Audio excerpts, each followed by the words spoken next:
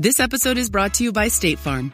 You know those friends who support your preference for podcasts over music on road trips? That's the energy State Farm brings to insurance. With over 19,000 local agents, they help you find the coverage that fits your needs, so you can spend less time worrying about insurance and more time enjoying the ride. Download the State Farm app or go online at statefarm.com. Like a good neighbor, State Farm is there.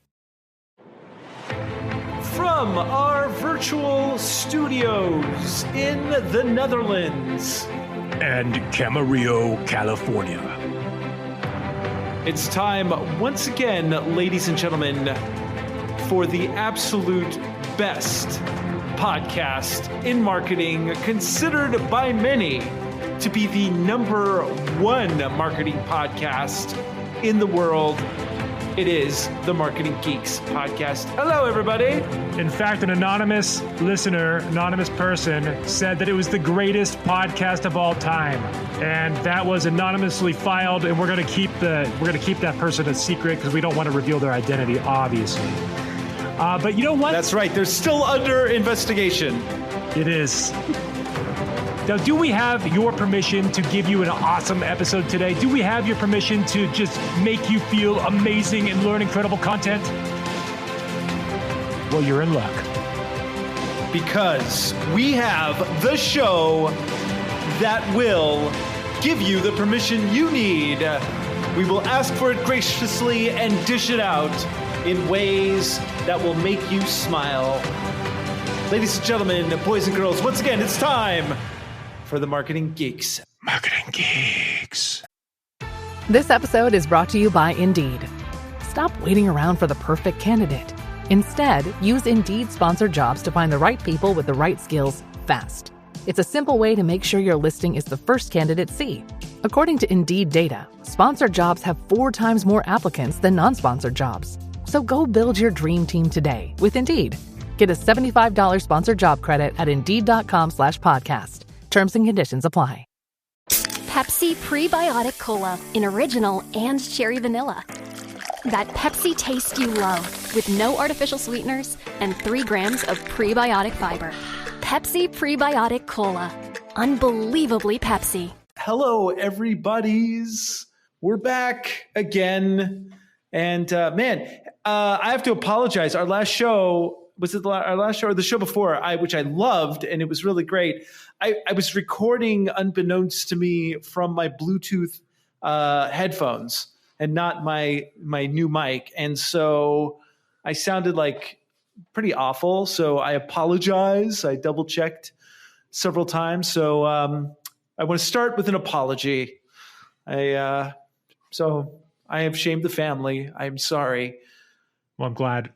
And that's all I got to say. I'm glad you're sorry. I'm glad you're sorry. You know, I needed that apology, and now I feel a lot better. And I think our 7 or so listeners out there, they probably feel pretty well as well.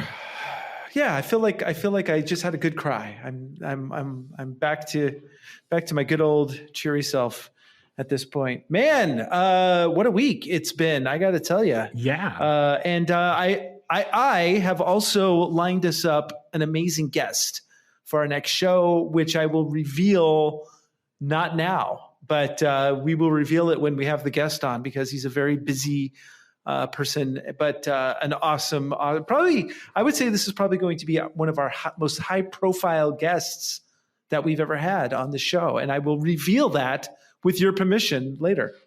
Absolutely. I mean, I think it will be our most high profile and the most famous person yet to be on the show. So it's going to be exciting. I know who it is, but I can't tell you because that's a secret. That's right. We have been sworn to secrecy. It is a beautiful rainy evening here in the Netherlands right now. And how was your week, man? Tell me what the highlight of your week. You know, I was down in Orange County this weekend and visiting my good friend Dan, who's the owner of Cheshire Tech, of course.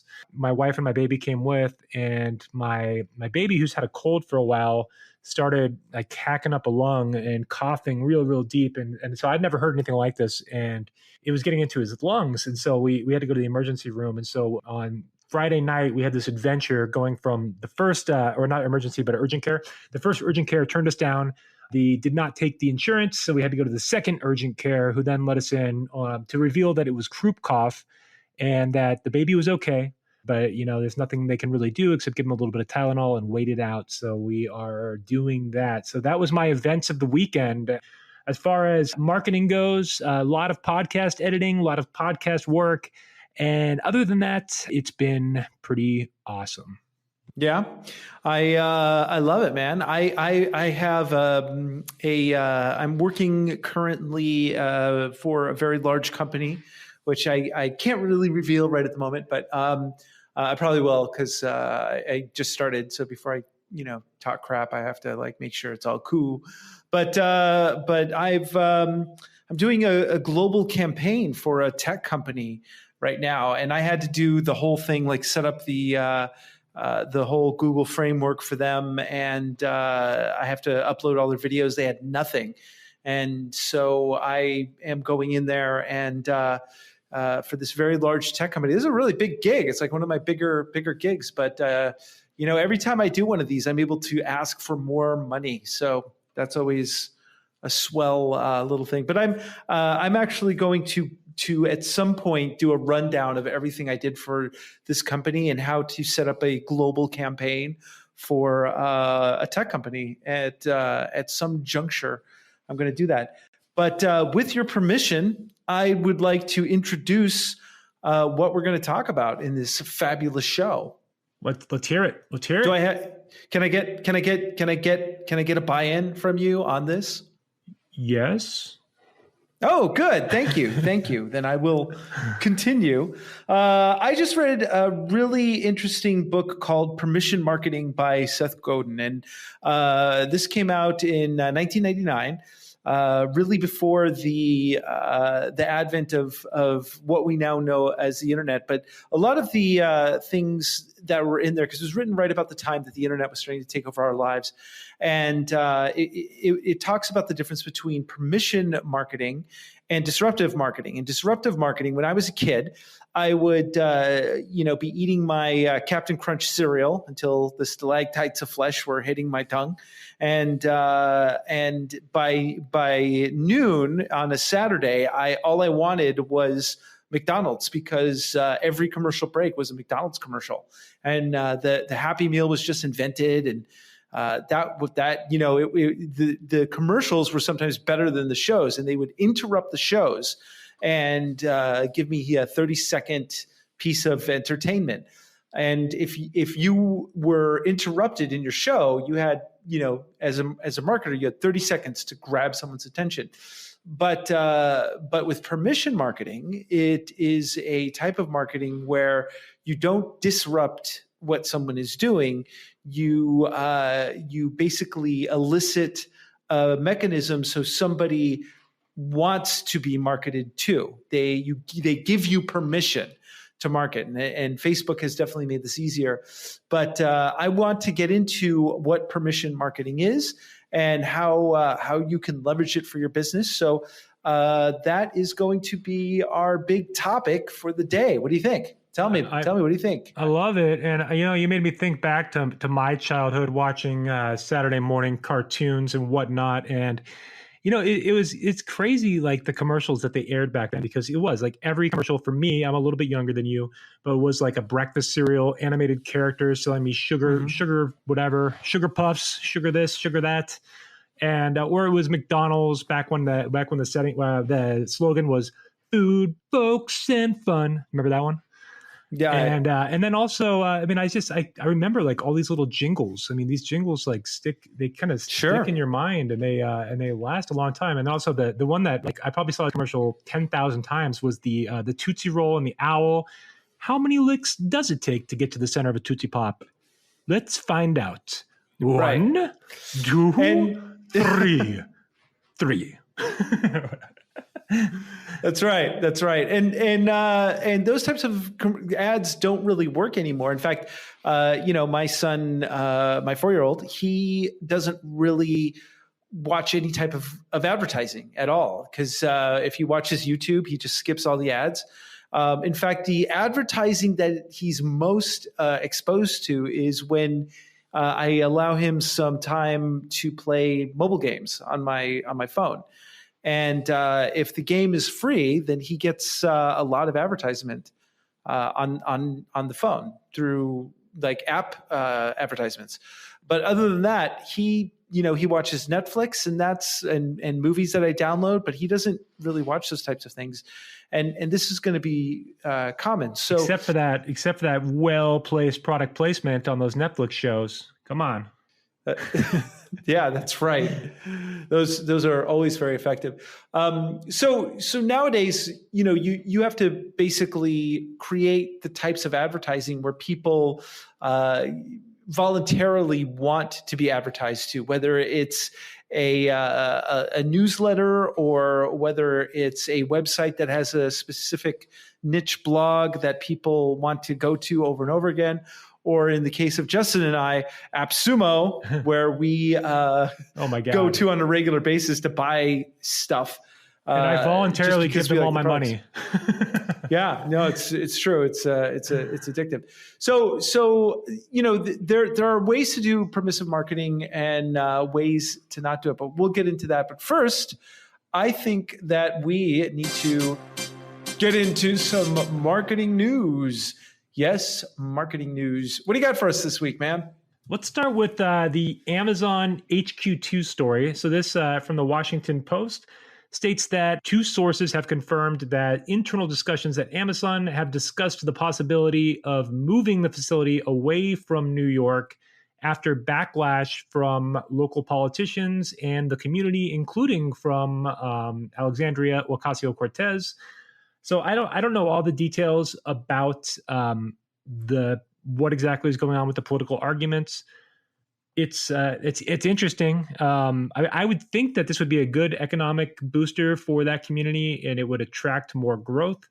But I haven't heard the arguments on the other side, so it's tough for me to really judge in completely. But this is interesting because one of the finalists for the Amazon HQ2 headquarters was Oxnard, California, which is kind of my backyard. So Amazon, if you're listening, let's go to Oxnard. Bring it in. Bring it over here. I don't care. I want it in my backyard. What's interesting about that is I'm actually thinking about opening up a side business here in the Netherlands at some point. Amazon has been trying to get into the Netherlands for quite a while, and they're probably going to do it. But there's a lot of companies out here that don't have any idea on how to get onto the Amazon marketplace. So that is a business into itself. We've done some work around that space, but it's permeated all our lives, and of course created the retail apocalypse. So now speaking of Amazon, this is a story I actually wasn't even going to bring up, but now that you mentioned Amazon, I remember. Actually, I guess I brought up Amazon, but Jeff Bezos has gotten the federal government is now investigating the National Enquirer for potential extortion.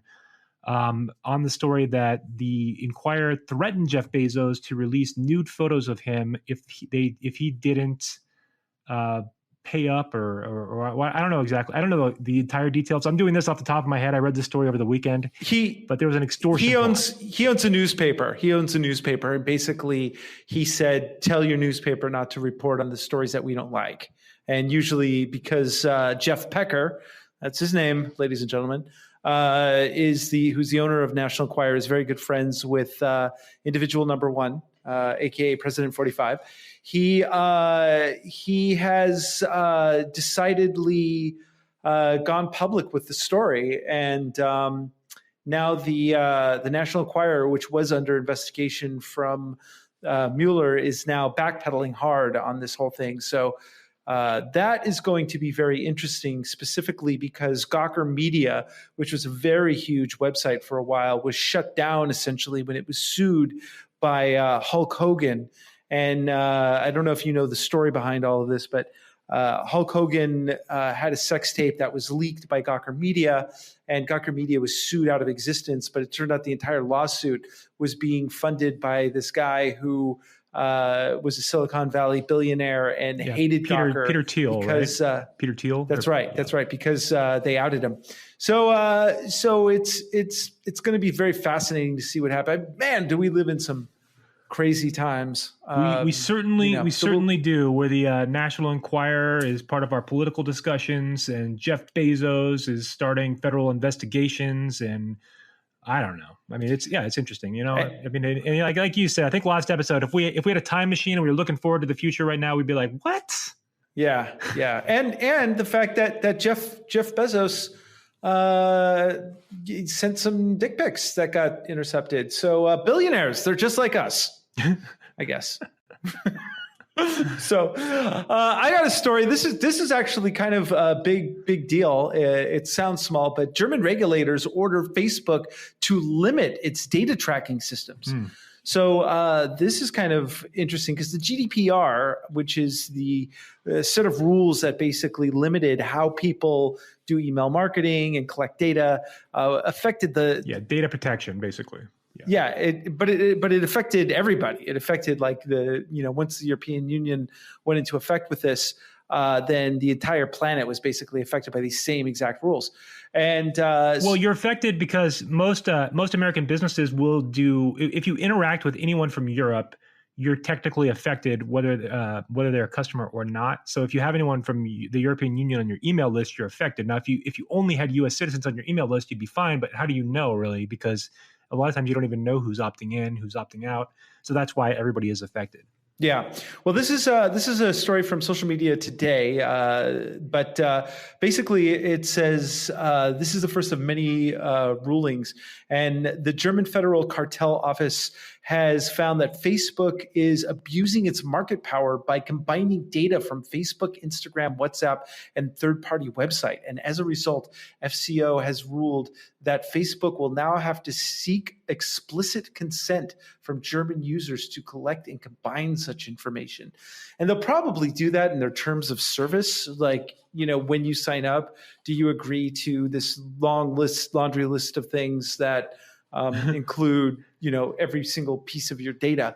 But there's a wonderful South Park episode about that where they're like, you didn't read the agreement. And when they I think it was like Stan or something didn't read the agreement. And part of it was that if you opt into this, you agree to be sewed into a human centipede. And there's a great South Park episode. Yeah, I think you mentioned that. That's but it's nobody has time to read any of these agreements. But anyway, we'll see. We'll keep an eye on that, because if it indeed what this means is that if German regulators order Facebook to limit its data tracking, that means that targeted advertising, which people rely on and which Facebook relies on for its income, will be tremendously crippled. So, or Facebook will just pull out of Germany. We'll see. We'll keep an eye on. Yeah, that, which is possible. Yeah. Yeah. So we'll just keep an eye on that and see where that goes. So I got another story here. This is kind of interesting. Facebook page owners will soon be able to participate in groups. Now, for those of you who groups are very effective, especially if you're a marketer, creating a Facebook group so you can have ongoing conversations and develop your tribe, if you will. It's also a very good way to do permission marketing. But as a Facebook page, you couldn't participate in groups. Only individuals can participate in groups. So now Coaching Biz Mastery, which has its own Facebook fan page, can now participate in a conversation in a group as Coaching Biz Mastery, and not as the problem with this, though, Andros? The problem with this is that we're going to get into people creating pages just to be anonymous, and we are welcoming in the world of trolls onto Facebook. No way. This is going to be like Twitter 2.0, troll heaven. And now, I mean, so if I'm running a group, I'd be a little careful about which pages I accept into that group, because there's probably some trolls that are going to sneak in there. Dude, I don't think there'll ever be trolls on Facebook. I think you're exaggerating. You're right. I'm overreacting. I am overreacting. Thank you for bringing me back down. But if you have a business, this is a good way to start engaging conversations and raise your social awareness. If you start, because some of these groups have like huge amounts of people, 50,000 people sometimes. So, you could start integrating, your marketing messages. But like anything else, don't be too marketing heavy. Otherwise, people are just going to ignore you. You've got to really make sure you have permission. Make sure you have permission. Exactly. Always ask permission. That's what I tell my son. whenever my son loves like hugging, especially like when he sees a little girl crying or something, he goes up and like hugs her. But I've had to tell him, like, listen, you need to ask permission. And the little girls are allowed to say no. Gotta get that consent, even if it's a robot. You need consent. Yeah, exactly. I got to teach 4-year-olds, teach them consent, early age. On Facebook, we also have interesting thing. This is from Marketing Land. Facebook pages will soon be able to respond to Instagram direct messages.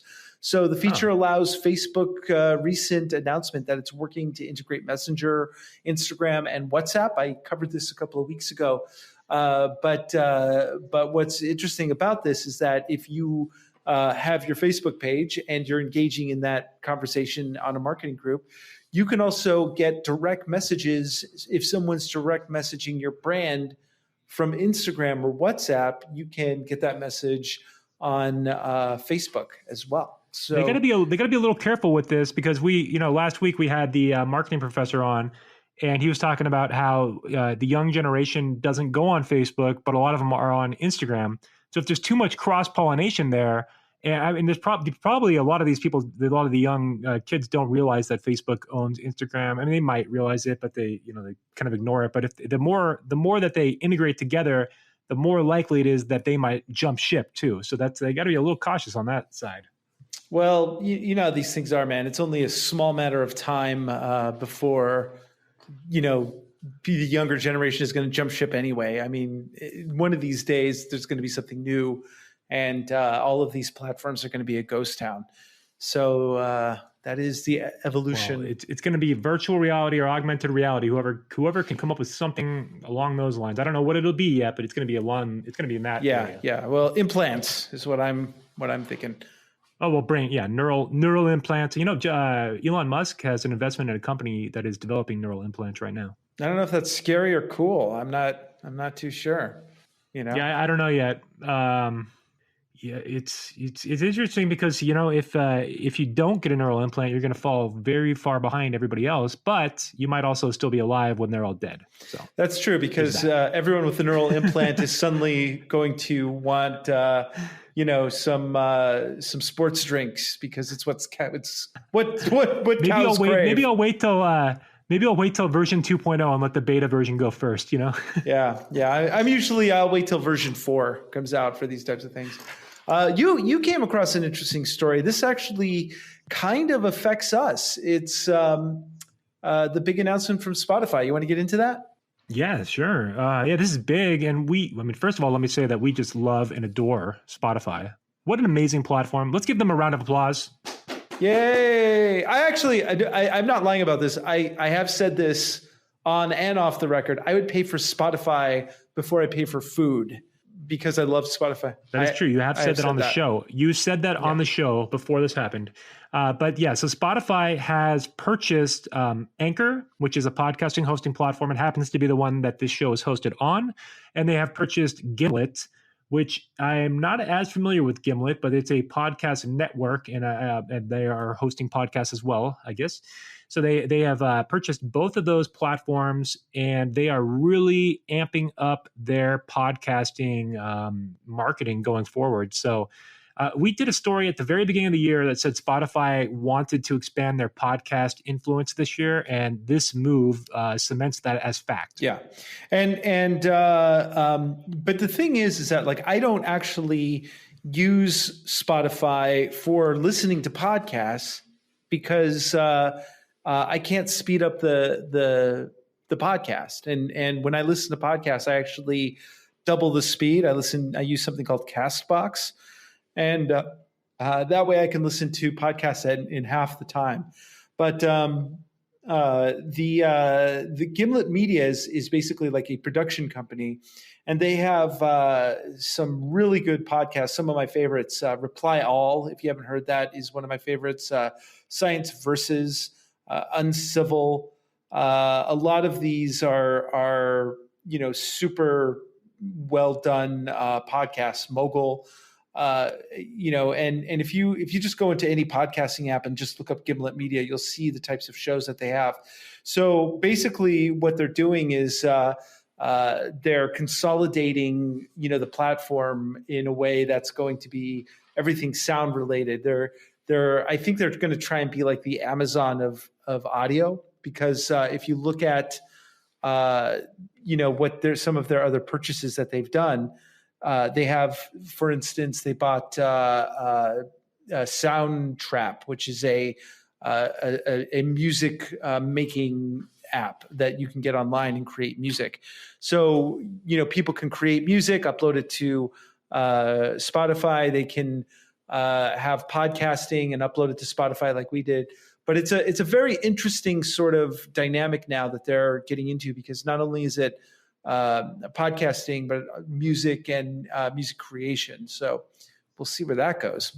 Yeah, absolutely. It's they wanted to, like you said, they want to take over the audio platform side of things, and I think they see some vulnerability in iTunes, because even though iTunes has the market right now, they haven't really been like updating their algorithms. They haven't really been kind of monitoring everything that's happening on iTunes. So I think Spotify sees an opportunity there to take over the market, and I actually think they're right.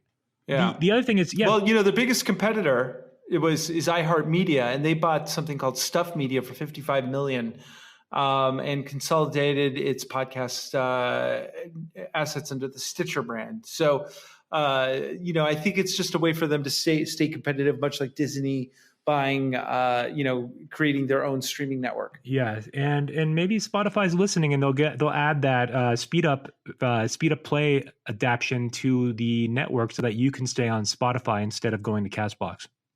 Could be. And if they do that, we're going to take credit for it, regardless of if it's totally coincidence. We'll take credit. Absolutely.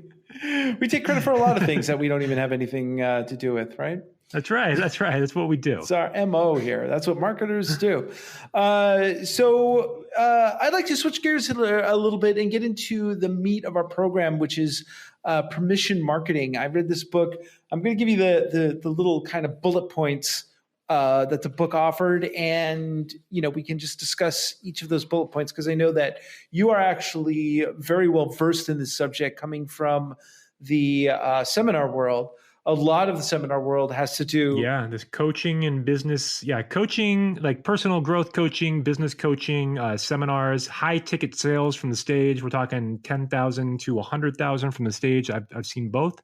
And yes, these principles come into play big time on those kind of sales. So basically, this book was written again in 1999, before the internet really came online. But there's a couple of interesting points here.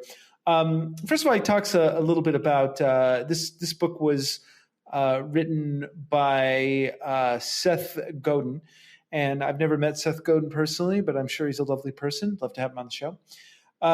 So it talks about how traditional advertising that relies on interrupting customers has been losing its effectiveness over the years. And again, early in the show, we were talking about watching McDonald's commercials, but especially with the internet, you can't be interrupted anymore. And in fact, when people see that, they tend to reject it. So because of that, there needs to be kind of new types of ways to get people to buy into whatever it is you're selling, your product or your service. So one of the ways that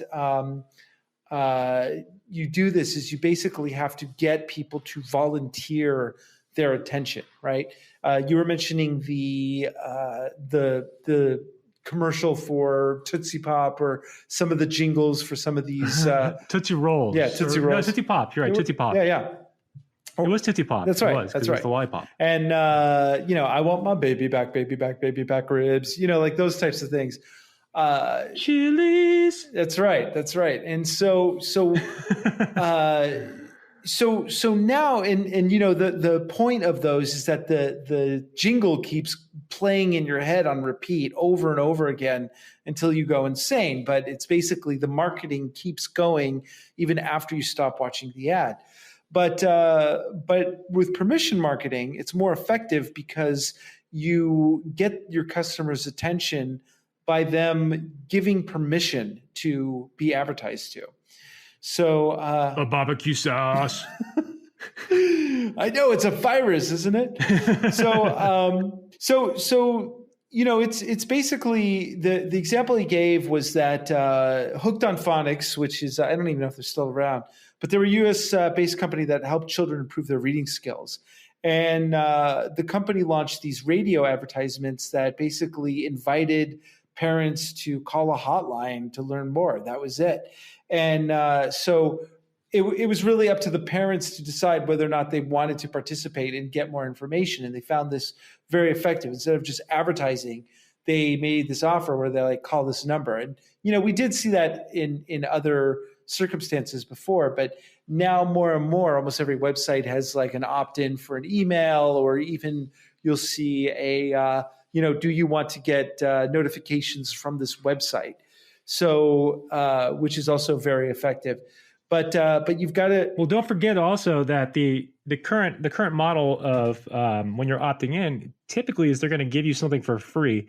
So the way they're getting your permission to give your email also is they're going to give you something of value in exchange. Right. So it's kind of like this exchange that's taking place. So that's usually going. I mean, we've talked about this a lot. Some people call them lead magnets. You could call them a ethical bribe is another way of looking at it. But you often will give them like a report, like a PDF document, or some sort of template, or a video training, like a short one, or even a short audio training. But you give that, you get them to opt into the list. They've given permission to be on the list, and then you can start having a regular conversation with them and take that relationship from point A to point B. And that brings up one of the points that he brought up in the book, which is that permission marketing, it still requires interruptions, but they are focused and frequent and must appeal to a consumer's self-interest. So, you've got to offer something that's obvious and has obvious and clear benefits, right? And so it's like obvious to the person that it's going to benefit them. The message needs to be repeated frequently, but you have to really focus your efforts. So focus it just in your specific demographic. So that would be like the example that he used was the LL Bean catalog. So people back in the day before the internet used to have catalogs sent to them, but they would opt in to get the catalog sent to them, right? So there was, it was a different type of thing, but you really had to want to get that information sent to you in order for it to be valid. So the thing is that if you want someone to come in to buy into what you're doing, you can't just sign up for our newsletter. You've got to really give them a reason to want to sign up for it. And so I've talked about this as well, but I'm going to bring it up again. So HubSpot, which they run a CRM and they're a online marketing company, for lack of a better term, they have terms related to this. They call it inbound versus outbound marketing, where outbound marketing is the disruptive stuff that we've already covered. Inbound marketing is attraction marketing too. So when you're doing this, let's talk about some examples here. We want to attract people. We want to disarm their defenses too. So like when you're looking at ads on your timeline on Facebook, if the ad screams to you that I'm an ad, that's going to be the most disruptive type. If it's more organic and it's more native to the platform that's on, those are considered more friendly. And if they're more conversational, those are also favorable. Now, Andros, I did want to backtrack 1 second because you had mentioned that these ads need to appeal to people's self-interest as well. And in business, I mean, two of the best ways that you can appeal to people's self-interest are ads that tie into saving time and making money. I mean, those are like the core principles of almost every ad you see out there. I mean, the verbiage changes, but ultimately the core benefits of most business offers are I'm going to help you save time or help or make more money or both. And that's what we see time and time again, whether they're selling a software, whether they're selling a consulting service, whether they're selling an MLM, whatever it is, it's save time, make money. That's a good point. And everybody wants to be rich and beautiful and have free time. So, part of marketing is offering something to people's base needs on that level. And it's kind of interesting because you brought up another point, which is making sure, and we've talked about this several times, making sure that if you are creating an ad of some sort, it's got to look like it's part of the stream of the platform. A perfect example is I had a client for a short time, which was a beauty company. And part of the reason that I didn't work with them any longer is because the Facebook advertising that they were doing was just terrible. It was just like the pictures of like a stone face model, just like looking at their at the camera and showing boxes of their product. And it was terrible advertising because it screamed, this is an ad. And the best results they had is an advertising campaign I did for them where they were able to find an influencer who posted on their social media platform. And I took that ad, that piece of content that they made, and I turned it into an ad for their product and put it on Facebook and Instagram. And it did really, really, really well. And so I had to have a conversation with the owner of the company. And I said, listen, the way you're doing it is wrong. You can't do it this way. Look at the numbers. And he felt that it was more important to do things the way that they've always been done rather than take a chance and try this new thing. But I've done the research, folks. If you don't make advertising that looks like it's posted by someone else, like a friend or something, and it's just like an advertisement for a product, you're wasting your money. Yeah, and I want to add two things because the other way you can do this, and I'm part of a Facebook community where I pay to be a part of it, and we've talked a little bit about messenger ads in that community and what the people that are having success with it. And I'm not running messenger ads currently, and I have not really gotten into it yet. But these are just from people that I've talked to in this group. They say that they are acknowledging that they're an ad because messenger ads are just by design, they're going to be disruptive no matter what. So instead of even trying to look native, because you can't look native in Messenger, they just they're like, psst, I'm an ad, check this out. And apparently when you're kind of surprising people, you're kind of disrupting you're disrupting their pattern, but you're surprising them because they expect to see an ad that they want to ignore. And all of a sudden this is an ad that's saying, I'm an ad, check, or I don't remember exactly what they're saying. But, they're acknowledging they're an ad, and they were getting better traction by doing that, by actually acknowledging it and kind of the element of surprise. Another thing I wanted to bring up was I read a book called Piranha Marketing with Joe Polish, who is still a major player in the marketing world. But this book was written in the late 90s also. And he was talking about how he would, in the Yellow Pages even, if you don't know what the Yellow Pages are, they were this phone book back when we had printed phone books with everybody's phone numbers in there, and there were lots of ads, and that's how they funded that thing. Well, he would have people in the Yellow Pages that would have a phone number to call for pre-recorded messages. And so instead of having them call a company, they would call and get a pre-recorded message with some sort of a training, kind of like what's happening now with the internet. And he had an amazing success using that at that time. And we're still kind of seeing that model being had, even like pre-recorded webinars, pre-recorded this, pre-recorded that. It's still relevant to this day, even though the mediums have changed. So it's funny how marketing, the mediums change, but the principles are always staying the same, and including those principles of influence. Absolutely. I mean, those are hardwired principles. So no matter what happens, unless there's an evolutionary shift, those 6 principles of influence, check back on our prior episodes to hear them all, will always be there.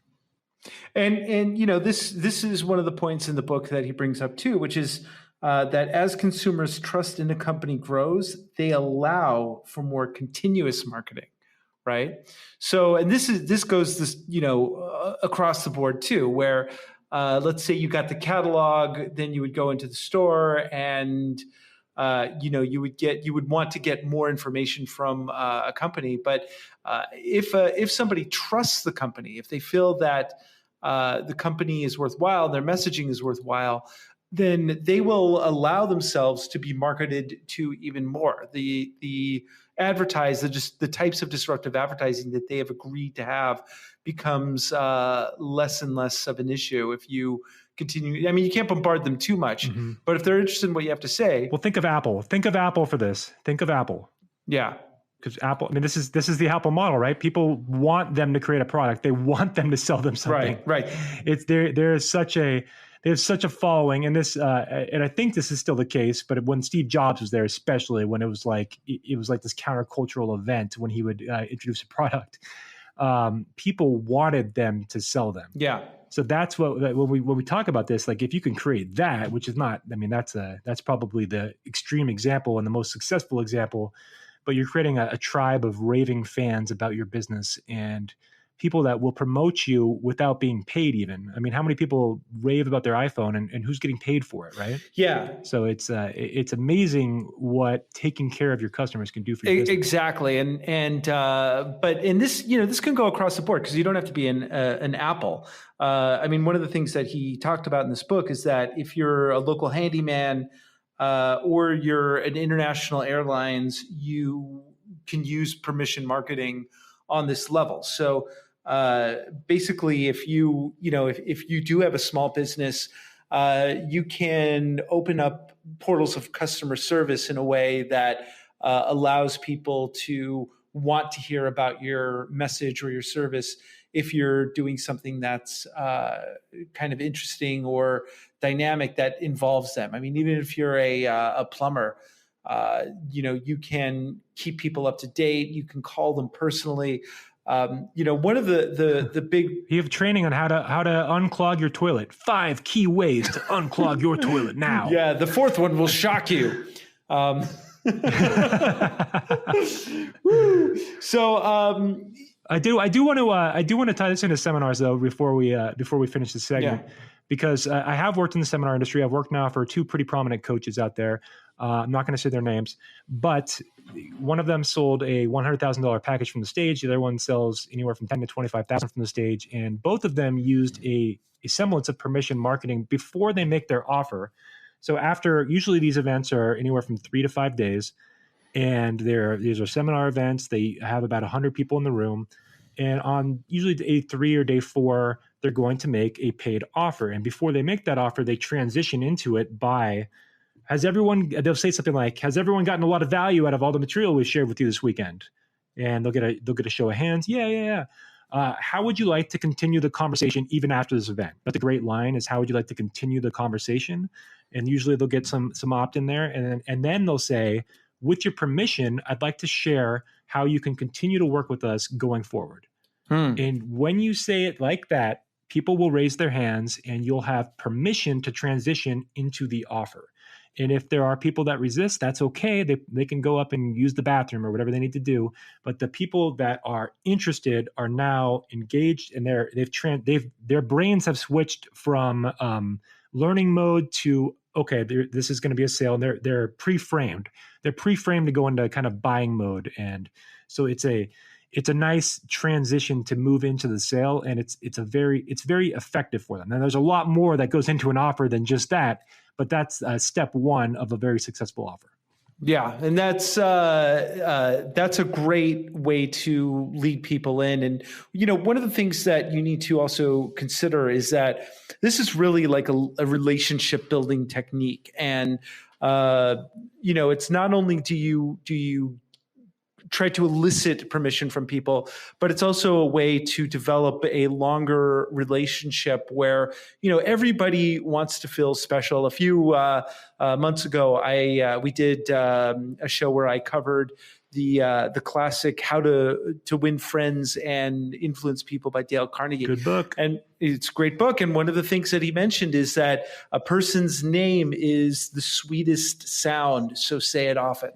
And, if you, and this is like all of social media is around this, like people want to be acknowledged for their posts.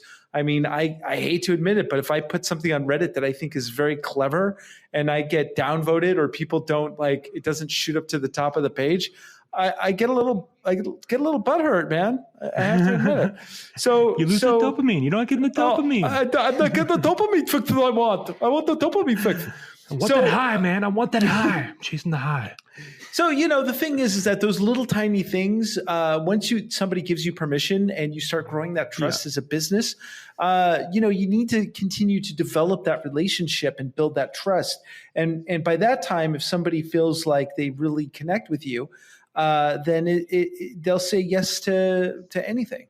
Well, and I want to share one more thing, and I hope that our audience will give me permission to share this. I'm going to talk about a company that I am associated with, because I think it's important and it's relevant in this context. The company's called Banner Season. If you've read the show notes, you've probably heard of them in the past. But what they are is they are a company that allows you to send personalized gifts. Like you could create mugs, you can create golf balls with people's logos on them or pictures on them. You can create all these different kinds of gifts, and including even tape measures and cards. And you could send them to your clients. And the reaction that I get when I do it is incredible. And that it's built deeper bonds with my clients, and it's brought them, and they've become more attracted. They all of a sudden they're marketing for me for free. They're posting it on Facebook. They're posting it on social media. They're referring me business because they like me more, because I'm actually doing something that nobody else does. Marketers need to do what other people are not willing to do. And one of the things is to buy your customers gifts. And it's been a huge success for me. So an example is, if I have a client, I will go to Banner Season, and I will find either their logo. If they're a business, I'll find their logo, or I will find a picture of them and their family, or I will find a picture of their pets or their kids, and I will put them on a mug. You'll say, nice kids you got there. It'd be a shame if anything happened to them. So about that deal we're going to do. Exactly. That's a strategy I haven't tried yet, but I will send. You got a very lovely family. Here's a mug. I got a picture of him. Well, if you have some rapport, I mean, if this is a complete stranger, it's not going to work. But if you have some rapport, and you know the client a little bit, you send them a mug, you send them a card, you have their logo, their information, their name on it. I'm not promoting my business. I'm promoting their business to themselves. They absolutely love it. They're going to display it on their desk or at their work. Other people are going to see it, and they're going to go, "Who made that for you?" And then they'll reference me or whatever. And it's been an amazing tool for me in my business. So it's bannerseason.com. You need an invitation code. The invitation code is START. So bannerseason.com, invitation code START. If you have questions about it, message me on LinkedIn. I'd be happy to have a conversation with you. We could probably do like a 15-minute Zoom call. I could walk you through how it works. Or maybe I'll even do a pre-recorded training on it if I have enough people that are interested. But that's all. So that's my pitch on Banner Season. I really do believe it's an amazing tool. You don't have to threaten people's kids with it. You can actually make better relationships. or you could do like David Pecker did, which is he just took Jeff Bezos' dick pics and then sent him to him on a mug and then put him on a mug. Back off, Jack, or else I'm going to go public with these. Well, they do have tape measures. What if you put that on a tape measure? They'd have to get a small tape measure in my account. It's I don't one know of why those, I said that. You're weird. I don't know why. You're right. But I'm the guy that lives in the Netherlands. But with that, you know what is not weird these days? What's not weird? That's right. Sex robots. They're becoming less weird as digisexuals become a thing in our world. That's right. The revolution is coming. It's time for the Sex Robot Report, and this is from the Daily Star Sunday. .co.uk. Sex robot addiction warning. Couples hooked on, quote, violent romps risk injury and death. I love that headline. It has sex robot, violence, couples, and death all in that one title, which is fantastic. That's a good title, yeah. Yeah, you like that? It's got all the elements. So sex robot developer Matt McCullen believes that sex robots could be life-changing for socially awkward men who struggle for meaningful human relationships. But other sex robot makers say that there's a concern of it having a dark side. Some psychologists believe that frequent use of realistic androids could fuel sex addiction and normalize perverse behaviors and fetishes in the bedroom. Dr. Becky Spellman, a psychologist and relationship expert for sex and toy brand WeVibe, said some more concerning predictions about sex robots should not be overlooked. And among the most serious concerns, she said, are the potential to, quote, normalize dangerous sexual practices. Let me say this. Yes. Sex robots are not going to help awkward people become less awkward around the topic. I mean, the internet's been around for quite a while, and I'm pretty sure that awkward people get on the internet and do their thing on there. And I'm pretty sure that when they go back out in public, nothing changes. I don't see that helping. I don't. Yeah, and you know the thing that she's saying that an addiction to pornography that depicts violence or degradation could transfer to rough play with a sex robot. Now, see, basically, this is that age-old argument that that pornography is a gateway drug to like killing women or whatever. Yeah, no, I mean, I watched the Ted Bundy documentary, and if you watch that documentary at the end, Ted Bundy says that all the people on death row, there's only one thing they had in common. They were all addicted to pornography. And so it also leads to serial killing. Yeah. So take it from Ted Bundy, ladies and gentlemen. And if you ever come across a Ted Bundy sex robot, run away. Go the other way. Away. And that concludes the Sex Robot Report from the Marketing Geeks. Hope you liked it. This music is Poddington Bear. Just got to throw that in there because he puts his music up on Creative Commons, and he allowed this piece of music to be laid bare. And this Sex Robot Report was personally sponsored by Andros Sturgeon. That's right. I sponsor every single sex robot. Every single one of these reports are tested to the fullest ability. A couple of geek news stories here. Not too many because summer's about to begin. So, I will definitely give you the kids movie edition on every single kids movie that's coming out. But I think it's prudent that we cover some of the original movies on Netflix. The original movie I am covering is Polar. If you haven't seen that, it was released a few days ago with the very awesome Mads Mikkelsen. If you don't know, I've seen the cover. I've seen the cover because I like to scroll through what's available on Netflix. I've seen the cover, not seen the movie. Yeah, and for those of you who don't know who Mads Mikkelsen is, he's he played the bad guy in the Doctor Strange movie.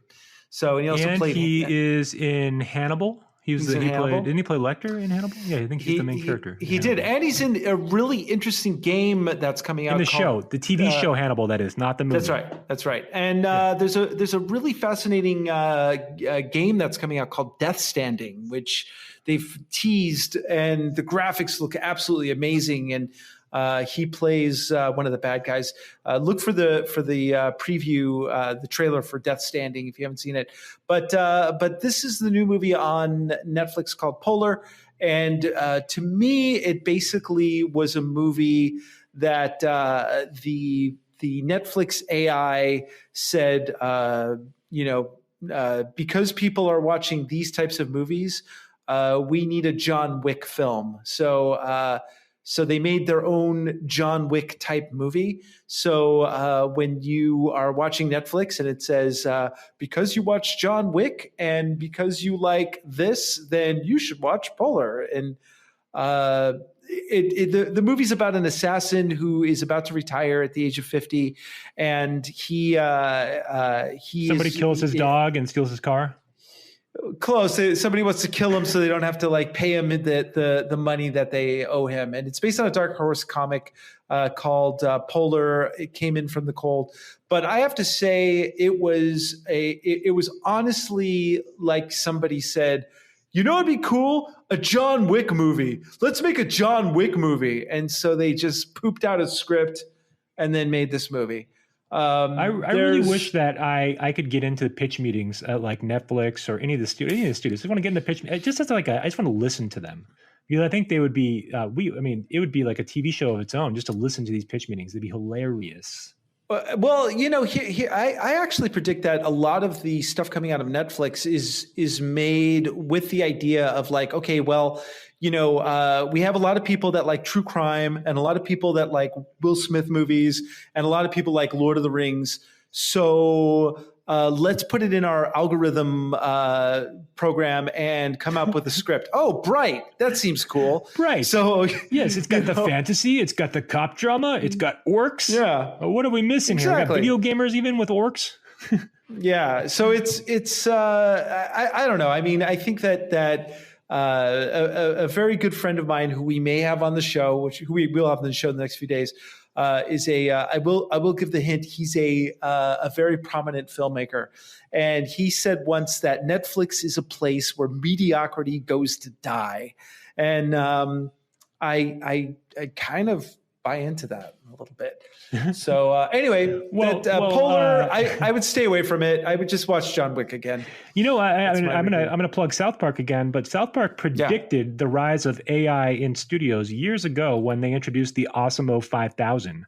And if you haven't seen it, go back and find the Osmo 5000 episode of South Park, because the Osmo back then would actually pitch the studios all the movies, and they would all be like, Adam Sandler is in, he dresses as a girl. Oh, Jack and Jill, that's brilliant. Adam Sandler is playing golf. Oh, yeah, Happy Gilmore. I don't know. Yeah, that's it's a sad. I mean, I used to work in the entertainment industry. I got stories. I will tell you all about it at some point. But I gotta say, it's I just hope that we don't run into an AI creativity sort of thing where robots are making our scripts, because it certainly feels like it. Last story I want to cover. I got two more. Or let me just do these, because you got two more. Well, three more actually. They're really short. They're all short. Okay. Let me go through them. All right. So two of these are James Cameron related, because I'm a big James Cameron fan. Number one is that remember we covered the 4 Avatar titles that were leaked by the studio? Well, James Cameron has come out on that and said that those are all working titles. None of them are final. So he said that they all are on the list of potential titles, but none of them have been finalized. So he wanted to make it clear that those titles are not official. And speaking of James Cameron, Terminator 6 is coming out at the end of the year, and they released a new rumored title on that one, which it sounds like it might be official, is Terminator Dark Fate. Terminator Dark Fate. And this, again, is the Terminator movie that ignores everything after Terminator 2. So it's just Terminator 1, Terminator 2, and then Terminator Dark Fate. I have high hopes. I have high hopes. I'm one of the few. I'm in the minority here. Not many people have any hopes for this movie, but I do. Well, it's the first Terminator film that James Cameron has been involved with since Terminator 2. Yeah. So there is that. But then again, this movie could be called Terminator 6 F you. You'll see it no matter what it is. That could be the the last one. What else you got for us? Do that well though, so I don't know that everyone's going to see it. I'll see it no matter what. That's for sure. The last one is that they pulled the plug on World War Z 2. So David Fincher was attached to direct World War Z 2, and the plug was pulled this weekend. I don't know what happened, but that movie is no longer happening. So the World War Z sequel, as it stands right now, is dead. And the world mourns. That's all I got. Big news. Now, when I was working in the entertainment industry from circa 1991 to 2003, and the Oscars were like a holiday time. It was everybody like that. Everybody saw all the movies. Like it was all anybody talked about. You know, the trouble with Hollywood though is that it attracts people who are so insecure about themselves that they feel like in order for them to be fulfilled, they need to be famous. Then validated, they need to be famous. And so the place that you did that back in the day was the entertainment industry. Now it's YouTube and Instagram. But so people would have these huge personality disorders, and they would become executive producers on movies. And these people are not curing cancer, but they're spending $100 million to make a mediocre film. And the people that made it, the people that really did well, were the most ruthless of those people who were completely... The ones with a little bit of that psychopath in them, maybe? Pretty much. So after a while, I couldn't really hang with that scene anymore. But the Oscars were like the biggest deal in the world. So what was interesting is that in order to become more relevant, because over the past few years, nobody is paying attention to the Oscars. So the Oscars decided, well, we need to reboot the Oscars and make it more relevant to people. So what did they decide to do? They decided first to get a new host, and they couldn't find anyone who would actually do it after Kevin Hart had some vaguely inappropriate tweets from like 20 years ago. Everybody just scattered like roaches, and they're like, no way, because that their whole past would be dug up to find that one thing. So then they introduced, before that, they introduced a new category, which was going to be most popular film. And I think that this was going to be the Oscars' way to give Black Panther a much deserved Oscar. But they knew they wouldn't win Best Picture. But and I don't know by whose standards most popular ends up being. But they decided to do this whole thing with the most popular. That nobody liked that idea, so they said, "Well, we'll do this sometime in the future." They couldn't get a good host, and in the same way that a giraffe is a horse built by a committee. The reboot efforts to make the Oscars relevant have made it completely even more irrelevant. So there will be no host for the 2019 Oscars, and that's it. I think the Oscars are done. Yeah, I mean, when I was a kid, they were like an event. I mean, we used to like order dinner. We'd go out and get to-go dinner. We'd sit down with the family and watch the Oscars, and I would be like excited for it. They used to, even at the video stores, they'd have those things where you'd fill out you'd guess as to who would win, and they would have prizes and things like that. It was a big deal. It was like the Super Bowl for movies. And now, I don't even know who's nominated. I could care less. I'm not going to watch the Oscars. I mean, maybe I'll watch the highlights of them after on a talk show, but I'm not going to watch them.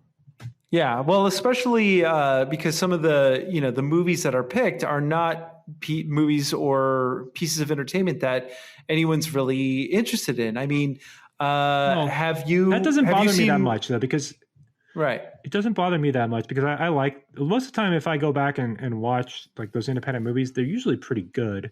So it's not that doesn't necessarily bother me that much, but yeah, these are movies that nobody's heard of. The majority of people have not heard of them. Nobody had heard of Moonlight until it won Best Picture, and I had not. Has anyone heard of until it won? Right. Well, I had not heard of Green Book till it won Best Picture at the Golden Globes.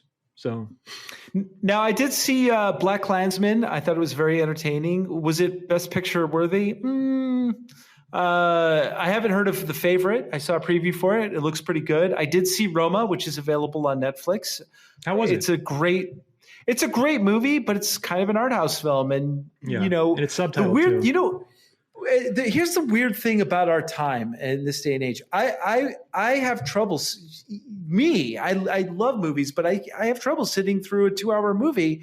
Yet I will binge watch a 10-hour episode of something. 10 1-hour episodes of a show. So I don't know. It's a weird time, man. It's a weird time. We live in a weird time.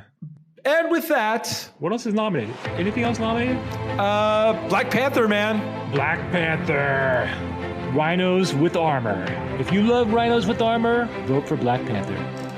Man, I love Black Panther, and I think it should win Best Picture. I think it should.